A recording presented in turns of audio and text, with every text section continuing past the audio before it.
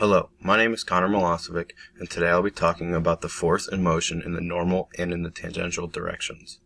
If we are given a curvilinear path like the one drawn here, we can look at a particle on the path in a snapshot in time. So at point A, the curve that the particle is going around has a radius here. At point B, there's a different radius of here, point C here.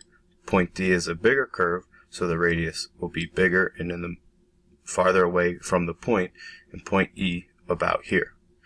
The distance that this radius is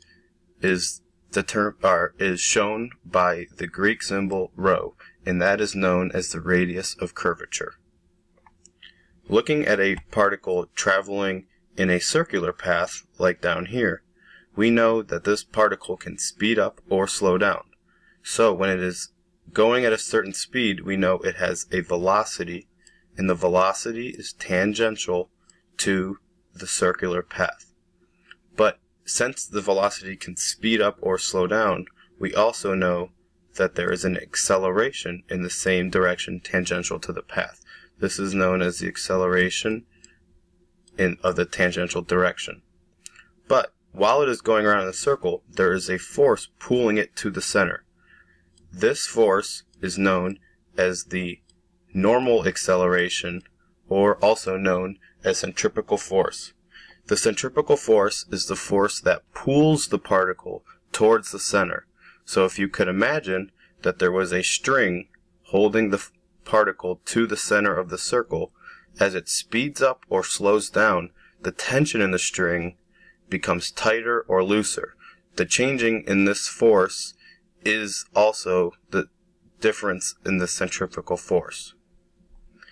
When we know we have the acceleration in the tangential direction and the acceleration in the normal direction, there is a resulting acceleration that this provides. So back to the circle, this would be in the middle of the tangential and acceleration.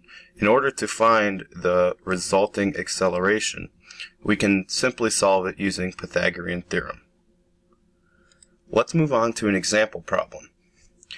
So we have a car going around a curve, and we are given that the car has a speed of 50 feet per second and a resulting acceleration of 5 feet per second.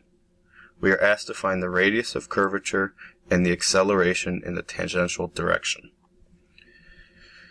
So if we look at this, what we are given, we have the tangential acceleration, the normal acceleration, and the resulting acceleration, which we're given as 5.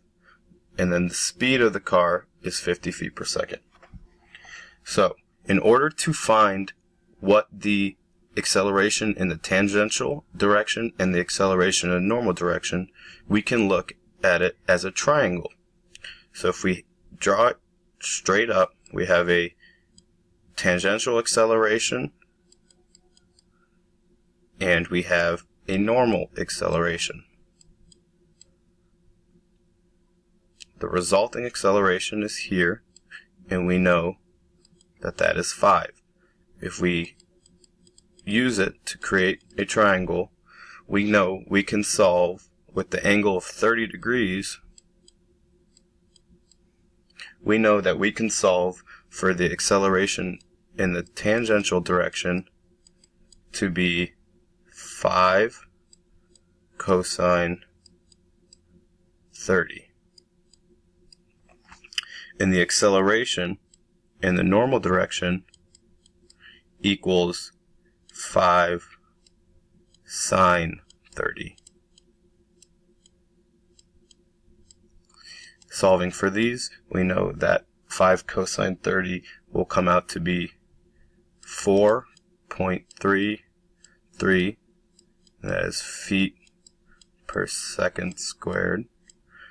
And 5 sine 30 is simply half of 5, 2.5 feet per second squared. So, we have found that the acceleration in the tangential directions, which was one of the things we were asked to find, is 4.33 feet per second squared. But how do we find the radius of curvature? Well, we're given an equation that the acceleration in the normal direction is equal to the velocity squared over the radius of curvature. So, the radius of curvature is the whole length that the radius of the curve is going around. So, we have our normal acceleration of 2.5 feet per second squared, and we know that equals the speed, which we're given is 50 feet per second, squared over rho, or the radius of curvature. Solving for rho, we get 50 squared, 50 feet per second squared, divided by 2.5 feet per second squared.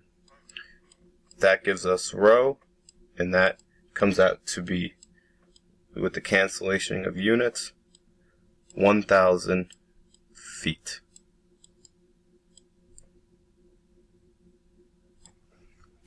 Thank you for watching.